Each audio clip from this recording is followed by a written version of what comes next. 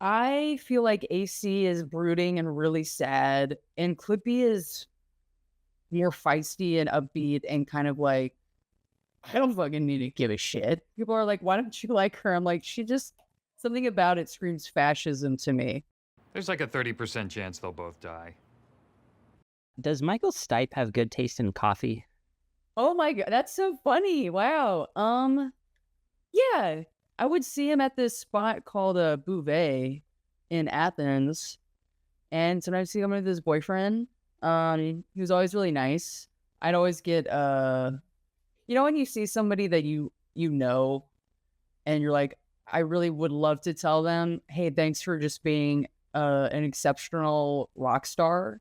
Hmm. You're just like, I don't want to ruin your day. You're clearly like with your boyfriend chilling in Athens, Georgia, and don't want to be bothered. And also just like respecting that. But yeah, I would say that he's got good taste in coffee. I liked Bouvet. That was a good spot. It was a good spot to hang. The Well, staff I is guess really nice too. I guess that's an interesting thing, the idea of like not wanting to bother people and all these things. For you personally, do you like when people like come up and say hi, or do you want it to be like in your own bubble? If people see you at Bouvet, what should they do? Um, well, I guess I don't know. I don't know. I don't feel like I garner the type of attention that, say, Michael Stipe does. I think that's an obvious. Um, but I feel like when you're a smaller artist, when anybody appreciates your work, you are taken aback and there's a lot of gratitude. You're like, okay, I made an impression on somebody that was positive, that they felt compelled to say something to me. And that can be really validating when you're just starting out. But I'm sure that when you become such a household name that it can be, I think it depends on the person. It's maybe they want to keep some animosity and they're like, oh my gosh, I know this. Like I was literally at the grocery store and all of a sudden, the end of the world comes on and I'm like just shopping. Uh, and that might be annoying. So I think it's for me as still a nobody, I would appreciate it. Um, yeah, I would definitely appreciate it. You better subscribe or we will invade planet Earth. Do you think it's important for you to create from a place of like, you know, from feeling like a nobody or just wanting to be defined by like the quality of your work? Is that like an important part of your process? To Let me elaborate on that. Like, so like sorry. not having ego, it's not about because it's like it's not about me. It's just about making something like making an idea great Hmm. or whatever that means. Wow, that sounds like some Trump shit. Make it great. Things Um, can be great without them being fascistic. no, I feel like I'm triggered by this administration.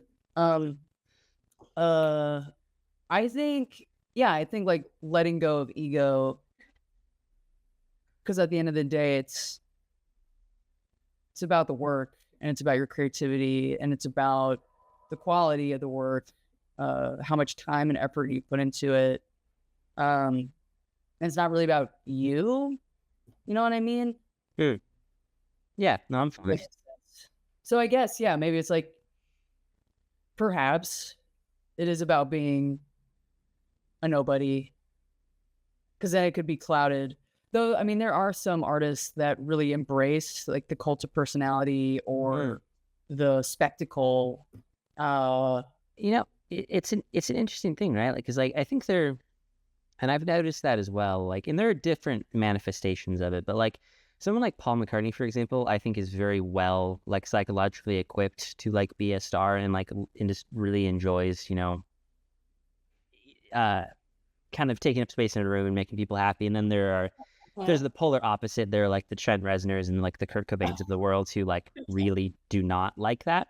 So I don't know. It's an interesting thing, but because I mean that's the thing. People don't really think about it. Like they just become aware of an artist like when they reach whatever height, but they've lived like a whole life before that, which yeah, I could go on a whole thing about it. But tell you what, I'll take us on a different route. You mentioned in an interview once, I don't know the exact quote in front of me. You mentioned that you liked the immediacy of pop music, and I wonder if you could just elaborate on what you meant by that. Yeah. So what I meant by the immediacy is that you're picking melodies that are earworms, that stick, that are memorable. You're thinking of the flow of a song, something that's pretty to a grid. It's not abstract. It's not breaking from form. And those parameters for me feel like a playground to then be experimental and be able to say something that both has, the immediate meaning, like life sucks, or the deeper meaning that's written sort of in between the words and the melody, either through irony or like a double play of a word. I think that's where I think about again, that immediacy.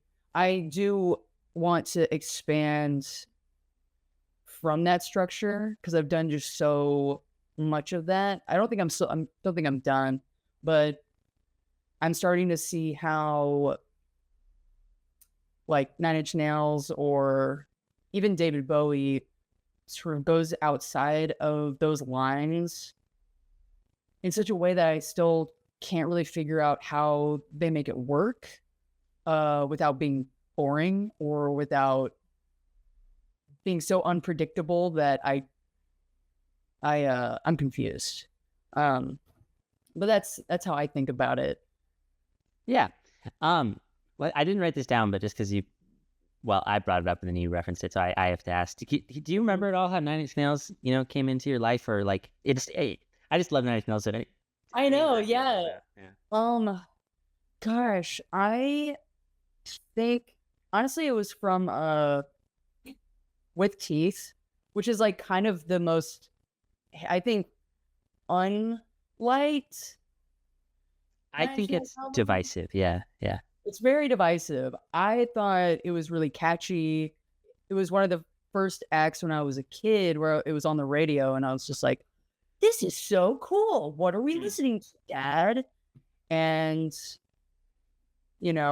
sooner or later it was, okay, now I'm listening to Head Like a Hole, and now I'm like getting into a downward spiral, and I feel with that so much, or, The Fragile. And I just really appreciate, it's like about 6th grade was when I was like, Nine Inch Nails is cool. But it's only been really in the last like last 10 years where I've been like, wait, this guy is way more influential than I can even sort of pinpoint, even considering once I found out that he toured with David Bowie and then collaborated, my mind was blown, because those were like my two sort of favorite worlds, like experimental pop, alien type guy with brooding, I hate the world and everything sucks, industrial guy. So when was your sort of awakening for Nails? I think I made some post about it on Reddit like 4 years ago when I found it wasn't that long. Whenever it was, when I started listening to the Downward Spiral, but it's I'm trying to think of how to describe this. I'm very knowledgeable about the music that I like, but I'm very slow to listen to music. Like, I'd heard Nirvana before, but I only really started listening to Nirvana when I was like 22 or something. And then I think I was aware of Nine Inch Nails through like cultural osmosis, and I think I don't know if I'd ever heard a song of theirs until 2023. So yeah, like 2 years ago. It was right after I got back from Scotland, funnily enough, and it was a weird time because like I was having pretty intense like reverse culture shock where you get really used to. I love Scotland. It's like my favorite place in the entire world. And you know, I got used to living there, and then you come back here and you're like, oh shit, I kind of fucking hate this place. Um, so I think the Downward Spiral was a pretty good album for that state of mind, and definitely resonated with me, especially at that time and like the mental health stuff I was going through. But I think in terms of how it came into awareness, I think it was, yeah, largely just through osmosis. And then like, you know, I think it was also just like sequential music history to some degree. Like in my mind, I was like, okay, after Nirvana, it's Nine Inch Nails is like the next, you know, big act, like just moving through like the 90s. So I think that was kind of how it, I don't know, because like I don't like not knowing things. So like when I hear people talking about something, I want to know about it, you know? I see Yeah. I see that there's something behind you. Yeah, the Downward Spiral. Yeah. Which that's crazy that you did an interview. I never knew about Russell Mills, but then I Yeah. was looking at the other work that Russell Mills has done, and I was like, wait, my dad's had so many of these records. Literally, so much of this guy's art has already been in my world. I never knew about it. Yeah, you know, it was funny. So I got to interview him for Spiral with me at my Nine Inch Nails fanzine. It was so funny. My degree is in urban planning, and I was working. That's awesome. Yeah, it's something. No, that's really cool. I think it is a very cool field of study, and I think it can be a very cool profession. I think, unfortunately, I ended up landing somewhere that was, I'll put it politely, not very creative and very like developer and like finance focused, which was very conflicting with what interested me and how I felt about the world. But I was sitting at my desk at the time, you know, and like we didn't even have a separate cubicle. So it was me and my my office mate Tate, you know, sitting at this long desk, and I just happened to see my email, and like Russell Mills emailed me and was like, sure, I'll do an interview. He's like, what the fuck? You know, because I hit him up on his website, because I've been doing that for years. I would just, you know, just anyone, I'd be like, sure, yeah. I was like, I'm interested in interviewing them. What are they gonna do? Say no?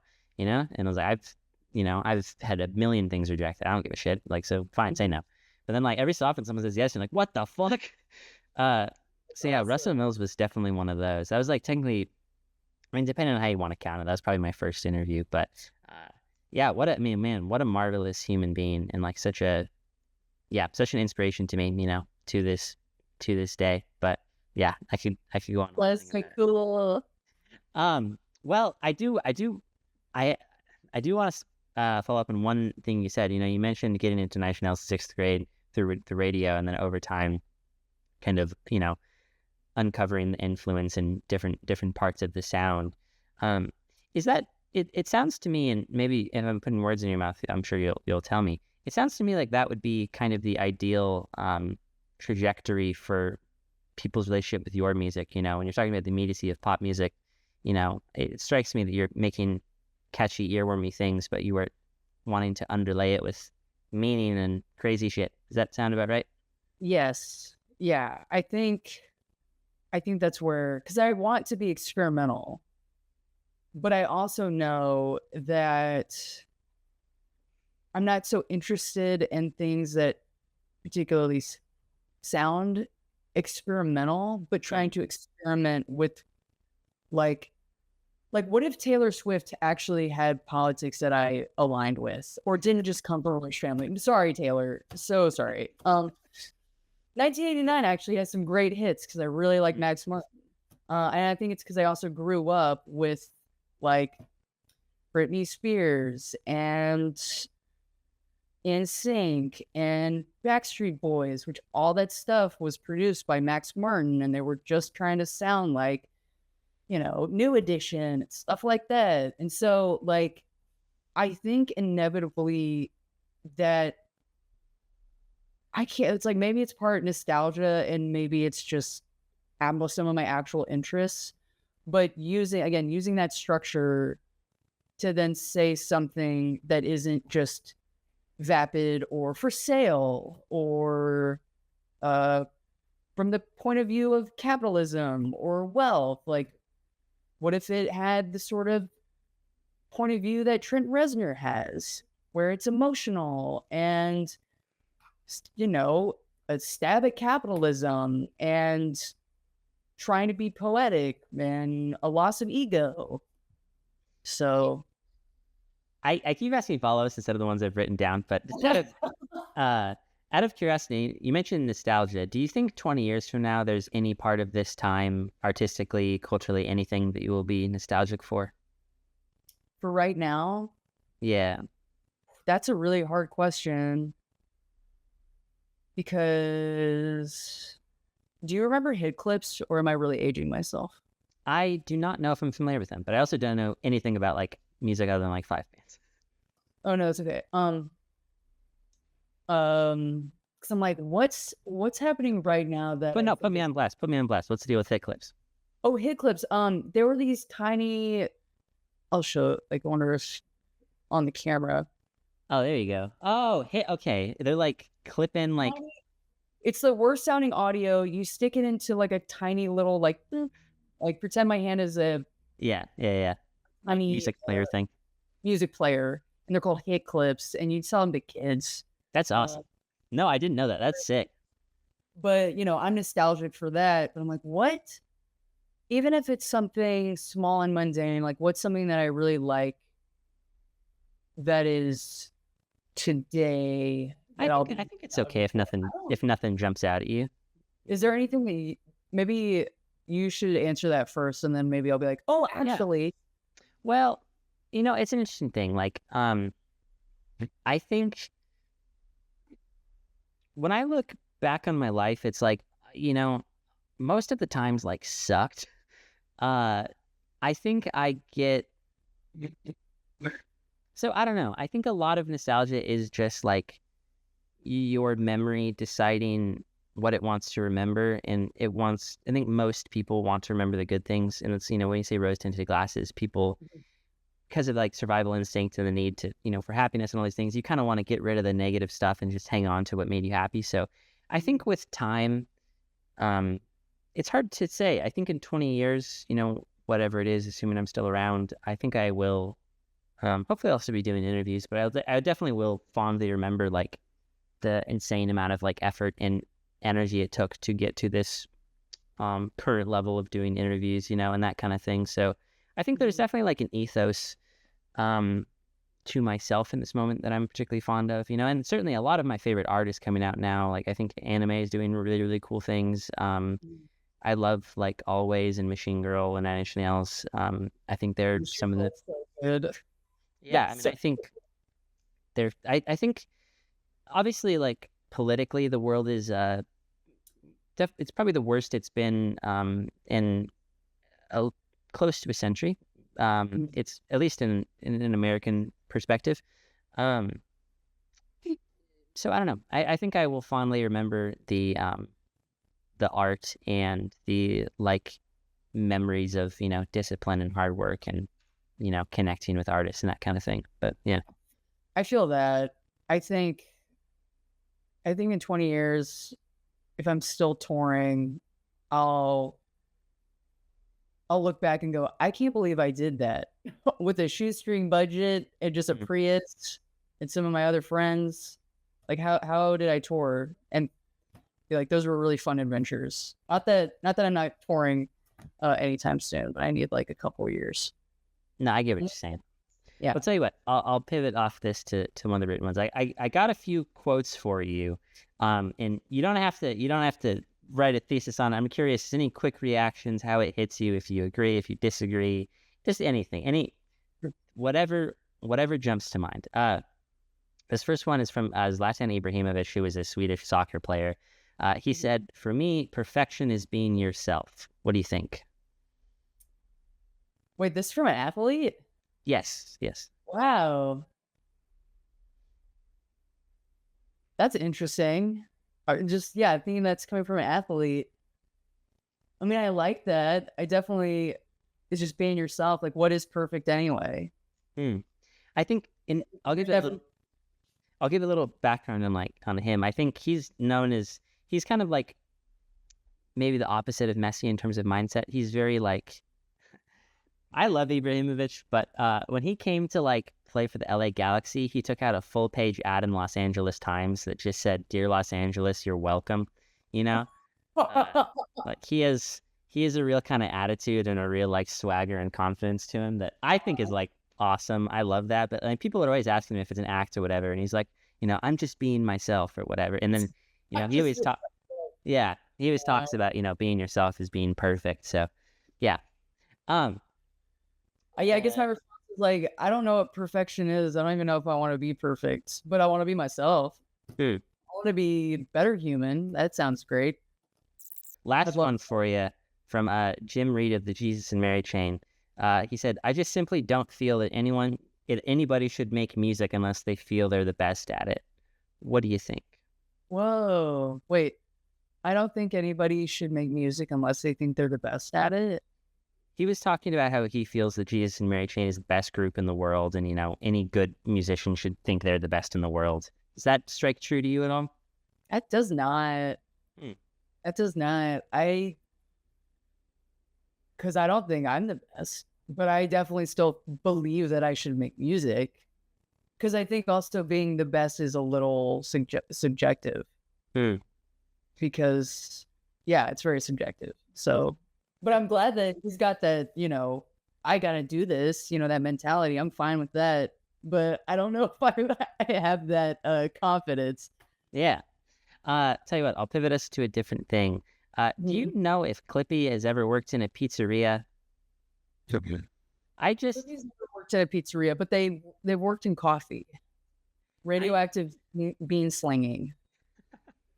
I They definitely. kept having visions of pizza while listening to the music, so I figured I would ask. But I that's love okay. that. Because my partner has been like, you really got to read Snow Crash, which is like a cyber Yeah, future, cyberpunk. Yeah. and it's about a pizza delivery driver. So I think that's my next. I need to read Snow Crash. You're getting pizza, that's sick as fuck.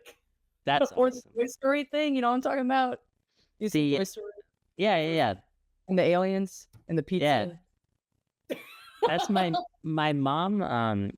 Will like she has like a few quotes she'll do regularly, and one of them is Sid from Toy Story going like, "Whoa, bonus prizes" or whatever. Whoa, bonus prizes. No, I love that movie. I had like a huge Toy Story phase when I was a young kid, but oh gosh, such good memories. Well, I think that the subject of like character in music has been covered, I think somewhat extensively from different angles. I guess the only one that comes to mind is like Slim Shady and Eminem, and people always say, like how much of yourself is in the character and that kind of thing. But if we, inverse that a little bit, is there anything that you as AC have taken from Klypi, like anything from that character that you have brought into your own self? I think that's something that I'm striving to be, because Clippy has a lot of confidence, where AC does not. I'm hypercritical, and I'm hypercritical with myself, and I realize that sometimes I can get in the way, and confidence doesn't have to be shit. I'm sorry, I can't think of that word. When you're overconfident, you're a jerk about it. So that mean arrogance? Yes. Having confidence doesn't need to mean having arrogance, but part of that, I also wonder, is learned behavior from being an assigned female gender at birth. Person in the South, in the United States, where it's like, you don't need to take up too much space. You need to do for others. You need to find a husband. Like all these sort of things that put you in a submissive role, and that being a positive. And I think I'm learning, like, Flippy is the alter ego that is confident and doesn't give a shit and is a go-getter. And I feel like I want to learn from that character. Like I, as AC, can do that too.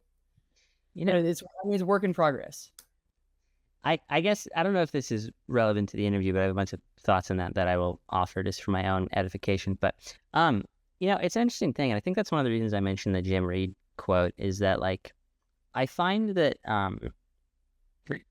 the manifestations of creativity are and confidence are very different across the gender spectrum. And I find that among, men or whatever term you want to use, I find that it's much more common to have that type of, egoism or self-confidence or like, I'm the best in the world. Like, frankly, that's like, when I do something, that's pretty much my attitude with it. Like, I'm not happy with it unless I think I'm like the best in the world at it.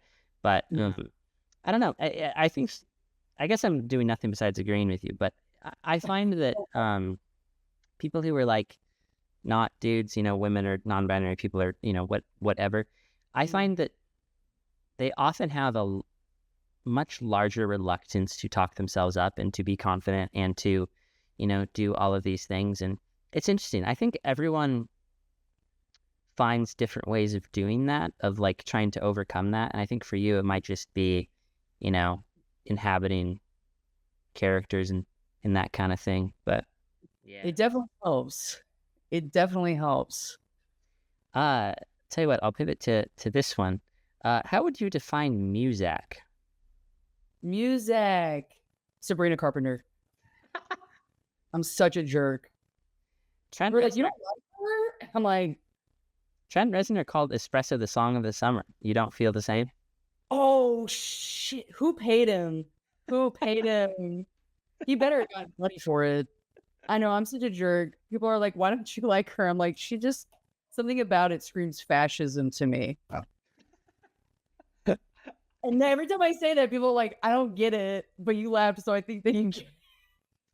I can conceive of the thought process. I don't know if I necessarily have the same thought, but it's Well, I can sort of see how you got there. Yeah.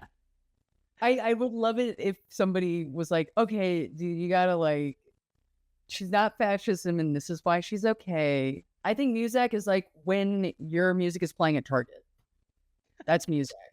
If you I make guess music for Target, it's like, and Brian, he made music for airports. I don't know if I really want to make music for Target. it's an interesting thing. I guess I will take the Sabrina Carpenter point, but I don't know. Honestly, I like her. I think she's cool. Like, she has a real. I guess it gets back to what I was talking about earlier, that like across the gender spectrum, the methodology to reach like peak performance and the top of your craft are very different. Not all the time. It's kind of a bell curve, like there are some people who are outliers and oftentimes those are the people who are artists. But I think for someone like Sabrina, there is almost like a refusal to bend from like traditional notions of femininity, but also refusing to accept that is a weakness, or that like that is not conducive to success or anything like that. So I think if there are any innovations in her music or her image, I think it would be that. And of course you can, always you can debate whether or not like it is a genuine thing or it is manufactured or what the intention behind the music is or anything like that. But no, honestly, I'm fully aware that I'm a jerk. I don't think you're a jerk. I just said, I can be such a jerk. I think don't, Lady Gaga is fantastic. I can't wait to see her. no. Lady Gaga. I love Lady Gaga. I think the Fame, and I guess the Fame Monster, I think it's like the compilation or whatever. That's probably like my favorite 2000s like pop album. I think it's like I think that's a sick record. Yeah. So good. Yeah. Do you recall at all the first character that you inhabited? I would say I used to pretend a lot when I was a kid. That was like my mode. I would go outside and play and probably climb trees. I don't know why I always imagined myself as a loner who is lost and abandoned and an orphan and to figure out how to survive. That was like, I'm not an orphan, but I get you. Sometimes I'm curious why that was how I played. I'm probably not supposed to answer that, so I will not. Have you ever sent dumb crush to a dumb crush? No, I haven't sent dumb crush to a dumb crush. It's about a real person, though. It'd be funny if I sent it to them. You mentioned, you said it was about like infatuation with a performance that you saw, wasn't it? Yes. Yes. Do you find that happening often, that like you see performances and then like feel, romantically or emotionally drawn to the people behind them? And if so, like, where do you think that comes from? I think it's such an interesting inclination to me. I'm really not sure. It's definitely happened a lot. And I have a better relationship to that now. This is a performance. They're just doing a great job at their performance. That's not who they are. That is a character. That is abstract. I think it might also be when I feel so like in a belief of what they're doing. Hmm. Like I wish that I could do that too. I think there's a little bit of that in there too. Being inspired. I think something I've found before, the last time I can recall this was probably seeing Always in concert a year and change ago. Have you listened to Always, by the way? Not really. That is okay. I will send you some stuff. But Yeah, send me some stuff. seeing them perform is one of those moments of like, just how do I describe this? It was like a fever dream of like an indie rock show to me. Just like someone had taken my perfect ideal of like what this concert should be out of my head, and then I was seeing it. Do you ever like get that feeling? Is it maybe just that like what you're seeing is like relatable to you, or that it's like it's something that like an inklet, like a creative urge that you also feel, or do you feel like the connection in that way? Sometimes, definitely sometimes, or just sometimes I'm just like, wow, this is just a great show. The performance of the song, the emotiveness, the attention to detail, the control and confidence in being able to like embody a character. I'm trying to think of like some recent shows that I've seen that were really Good, Sean. If nothing jumps to mind, you don't have to dig for it. Peaches was great. Do you like Peaches? Wait. Oh fuck! I thought of the fucking presidency of the United States song Peaches, and I was like, that's not what you were talking about. The Fuck the Pain Away. Yeah. I never really have sat down and listened to them, but that was one that, funnily enough, Orno recommended, because like Orno's a huge fan of what she calls slut music, and apparently it just fits in. I haven't listened to them, but yeah, Peaches, I love. Or this group. Oh gosh, she's so good. Marie Davidson. I know. I think you would really dig her. Marie Davidson or Soulwax. What's just out of curiosity, what's the vibe on Marie Davidson? She performs in a DJ like setup with very punk poetic vocal performances, and she's doing like live DJ mixes of her recorded music, like different sections of it interspersed with like, okay, we're just pressing play and now I'm going to sing like in front of the booth or standing up on the booth. It sort of breaks down like the DJ, the new DJ to audience relationship. It like brings back into focus, like she's a frontman. It sounds like that's a slightly similar thing to what like Matt Stevenson and Machine Girl does. Does that strike true at all? A little bit. Like I could definitely see them on a bill together, for sure. Hell yeah! Well, I appreciate the recommendation. This is an esoteric question. To me, it makes sense, and if it, well, I guess we'll see if it does to you. Do you think noise music at all influenced your conception of gender? Oh, that was my conception then of gender. Probably. Yeah. That's even when I first started learning how to make music myself was really just tinkering with sound and noise. And it's a breakdown of structure and a disruption of being like, oh, I don't have to fit into any grid. Hell yeah. Hell yeah. If you had to pick between Jolene and 9 to 5, do you have a strong preference?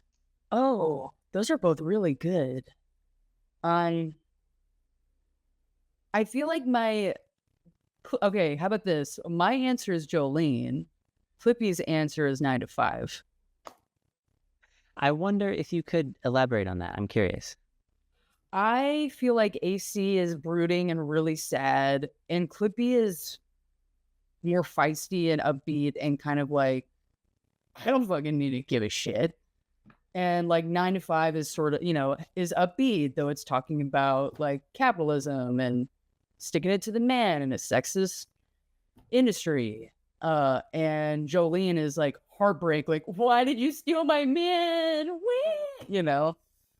So I feel like I would pick Jolene also it's like, yeah, nobody's covered 9 to 5, or maybe they have. Has anybody covered 9 to 5? I don't know, but I'm definitely aware of some, like, the White Stripes covered Jolene. Yeah. I love, like, that version of the song, but I don't know if anyone has covered 9 to 5. Certainly, I don't think to as much success as people have covered Jolene, certainly. Or even that Whitney cover of, what's that other song? I Will Always Love You. That's another Dolly Parton song. Whenever anyone says Whitney Houston, I just immediately think of American Psycho, because there's so much reference to her. He loves her. There's like, I've kind of started a habit of like, there are books people talk about as red flags, and I like most of them. So I just, oftentimes, I'll just like lead with those things when I start talking to someone, because like if someone doesn't like The Catcher in the Rye, I have like almost zero interest in talking to them. Oh no. Or maybe not even if someone like dislikes that book, I'm like, I probably can't relate to you in like any way. So like I might as well just cut it off now. But anyways, Lego, it's pretty good. It's good. What can you tell me about the style of photographer Cindy Sherman? Oh wow. Well, Cindy Sherman was a feminist artist that looked at photographic stills of women and reappropriated that in a different context. I know that she deals a lot with identity and characters and building those characters through the lens of photography. Well, the lens. Right now I know that she's been doing some social media stuff and really using the framework of Instagram. And this is in the past 5 years. So I don't know if maybe she's been like, fuck Instagram. But like using face filters and distortion to comment on. I think she's also very much like the medium is the message type of artist.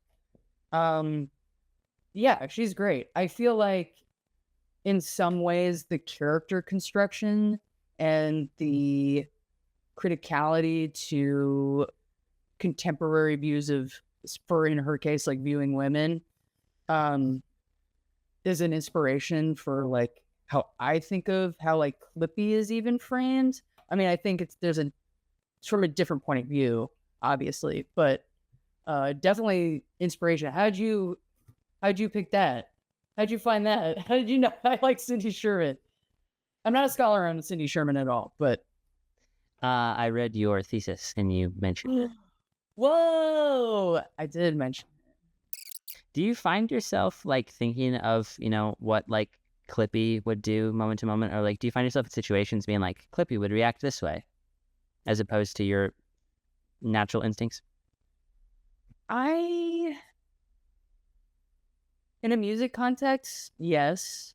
In everyday life context, maybe sometimes. It's really rare. It's like usually when I'm like in a customer service situation where I need to do the right thing, which is like, be of service to the customers, be kind, be hospitable, be empathetic, all those sort of things. And sometimes I have these moments where like a customer is being difficult and part of me just wants to cut through the social fabric and be like, that was really rude. Could you please ask me again and say please or something? And I'm like, AC, you gotta turn that off. But I feel like that would be like something that Klypi would say because they're not having it. But yeah, I would never do that. Just, I'm like, or part of like living in LA, I feel like I've had to gain a more of a backbone and a shell because it's just different. It's so much different out here, and I'm still figuring it out. All that confidence. That's the theme. Klypi has confidence, and I don't. Well, it's an interesting. Well, there's many interesting parts to that, but I guess the one that I latched onto is the LA of it all. I do find very. I don't know how to describe this, but I find when I'm talking to someone from LA, I always have to remember that they are in LA, because like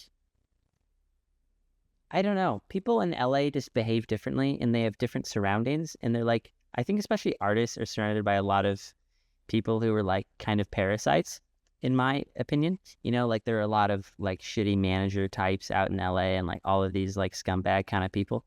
And then especially when I'm reaching out to people or like I'm talking to them in an interview context, I always have to like remember that is their like baseline of experience, because I don't know, it's hard to explain, but you kind of, yeah, I don't know. I don't know if I can put a thread on. I know what you're talking about. There's like a guardedness, and sorry, go ahead. Sometimes the guardedness is beneficial, or you can be able to stand your ground, or what to look for. But then the other side of that is that you're a little bit more paranoid. You have to be less trusting, which I think trusting others is, that's a positive attribute. And when that gets abused, and you become less trusting of others when, It's an interesting thing. Like I find, well, I guess I feel like I keep circling everything back to gender, but when what's the phrasing I'm looking for? I feel like, I don't know if there's a term for just like non-men, but that's, that's I guess what I'm talking about in this context. I find that when people are socialized to be particularly, submissive and, in like a social context, they develop in kind of, I don't know, it leads to some really like bad psychological thoughts and habits and all of these things. And I think one of the ways that people adapt to that and learn to live with it is like they kind of develop a sense of like, oh, this is so esoteric to describe, and it's very specific to interviews, but I find that like people will notice whether or not you are like trying to influence them, but like if they haven't been raised with like a very strong sense of boundaries, or of maybe they don't feel particularly confident to like say how they're feeling, or let if they're if they're not vibing or whatever, they will maybe sense that you're trying to influence them, but aren't able to tell if it's a good or bad thing. They're just sensing that you're like encroaching on them, so they just I don't know, it's interesting. Like I guess depends what the situation is, something like that. Well, sorry, say that again. Is it people pleasing? I think, gosh, it's so hard to describe, but and I don't know, this is my opinion. I definitely don't want this to come across as like I'm saying objectively that all, I'm speaking For sure. Yeah. I don't know. I think like when people aren't raised with like boundaries or the ability to like say no, or be like, hey, I don't like that, stop, which I feel like everyone should be raised with the ability, and like an environment in which they can do that. I think like there almost does become this like sense of paranoia, which frankly you kind of need, to a certain extent. Like if you're not raised with the ability to tell like, does this person mean me harm or not, and if you're just told to like people please, all the time, and just like make the most of a situation, or just like, don't worry about it, it'll be fine, then like when you become an adult, you don't unlearn that, and like you still have all of these really just kind of fucked up ways of thinking that like make it really hard to be yourself and all of these things, which is, yeah, I don't know. I mean, it's certainly a bigger subject than I could cover here just by myself, but in like a few minutes. But I don't know. It's something I think about a lot. It's a very, yeah, especially with like interviews where to get people to what I would consider like peak performance, where I feel like I'm getting like the most out of them, or the most sincerity, or whatever it is. It's a lot more difficult with people who are not men, because there's a lot more guardedness, which is makes sense, and I'm certainly not judging, but like it's tricky because like, so, if you're trying to like talk someone up or whatever, I think they can take it as like, oh, what are you doing here, and it's, yeah, I don't know, and I understand why people feel that way. It doesn't like confuse me, but yeah, I don't know. I always have to keep that in mind with who I'm talking to, because you kind of have to know like how someone was raised, because that will determine how they respond to compliments and how they view themselves, and whether or not they like being talked up, or if they want to view themselves as like the best in the world, or whether or not they think of themselves, it's there's so many pieces to it. But if you really want to, like, especially in this context where I mean, I've talked to you a couple times over email, and then we're meeting for basically like the first time. You have to, this amount of stuff you have to keep in your mind is like kind of insane. So, but yeah, that's not related to anything, but it's a thing. I think it's like there's some general themes of like ego versus lack of ego, when it's appropriate and when it's not appropriate, how certain genders, because of societal norms, respond, or you know what I mean? And it's like, even in my own work, I kind of touch on those themes, or I'm interested in it. Like, how do I even break down that barrier? Like, I want confidence. Well, make a character that is that, because they're in another world. And that, it's interesting. Like, I sort of got the impression, I got the vibe from doing research that you felt that way about Klypi, that it was kind of like, there's a character in Blue Lock, Shiguri, and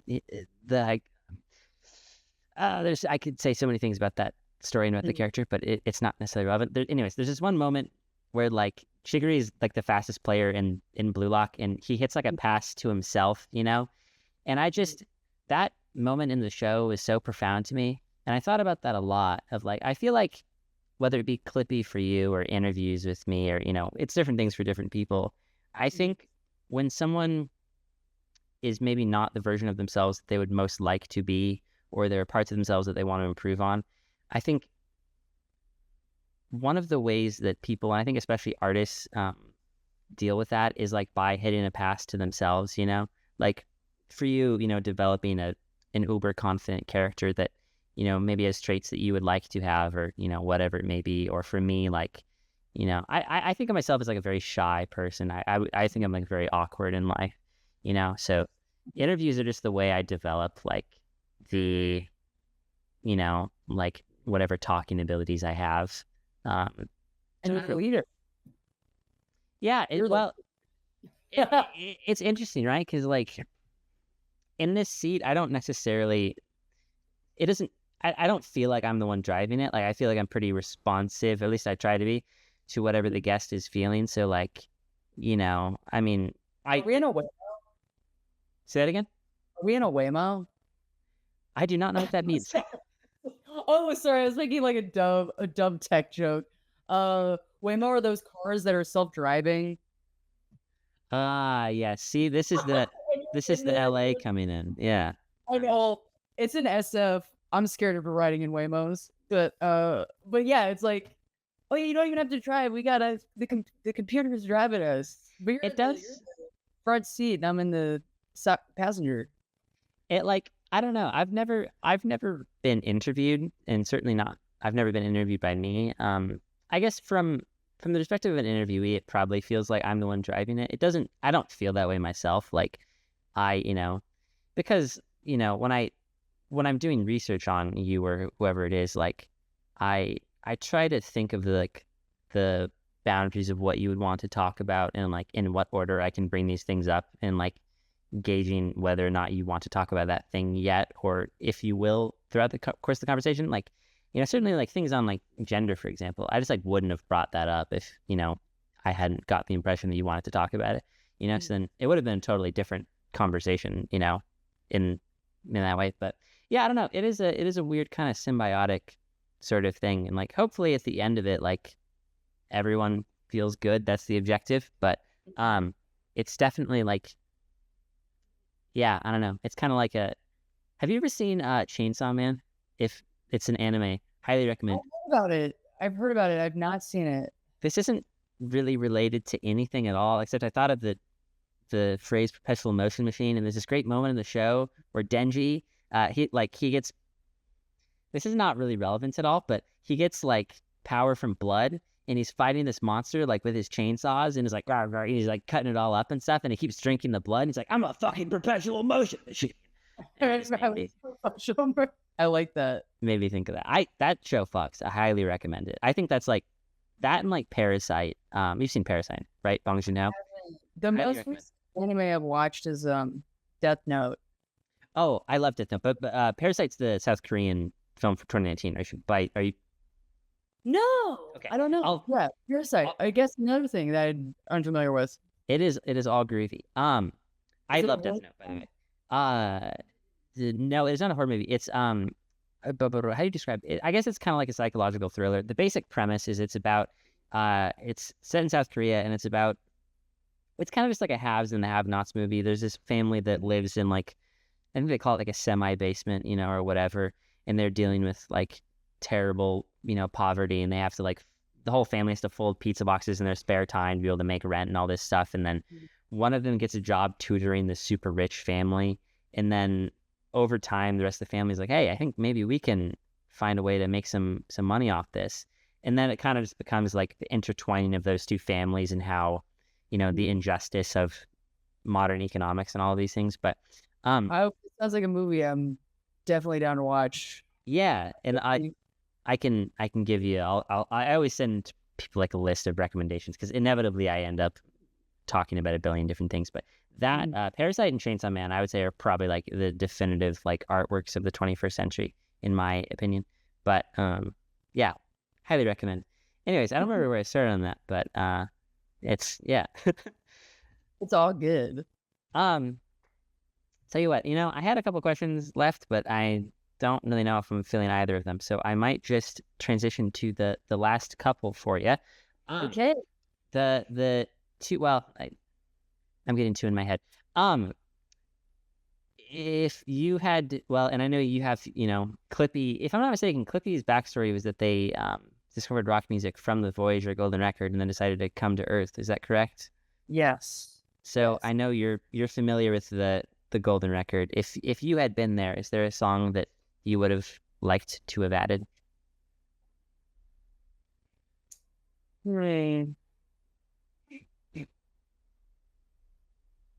That's a really good question.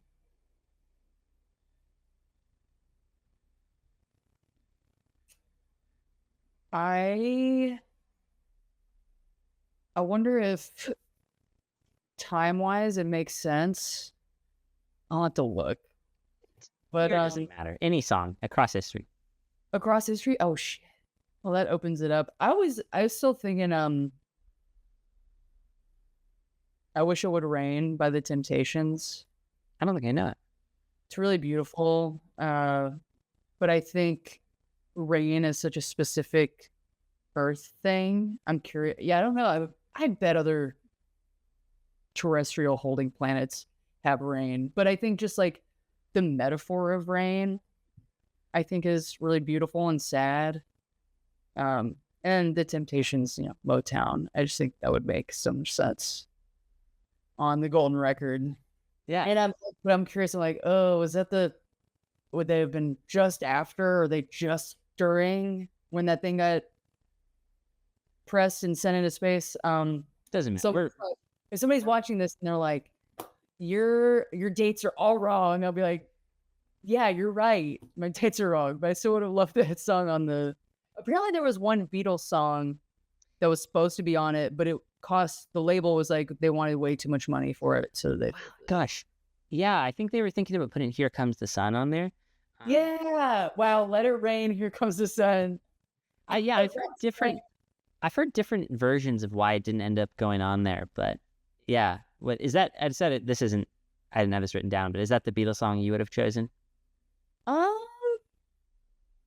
I feel like it makes sense. Because like, why did I was like, oh, the Temptations about rain and the metaphor of rain and probably the metaphor of the sun.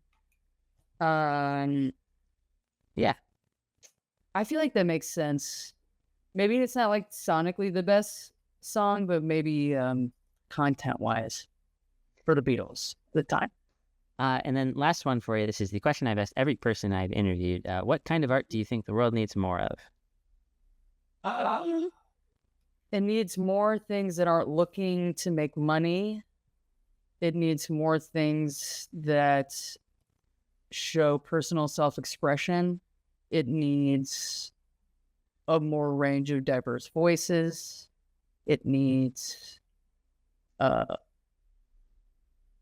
no social media should we got to find something else. It's not Instagram or Facebook to showcase our work. But I think definitely more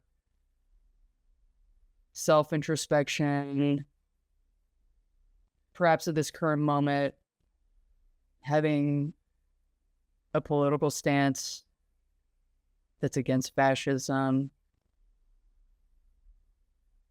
stuff like that. That's what I think.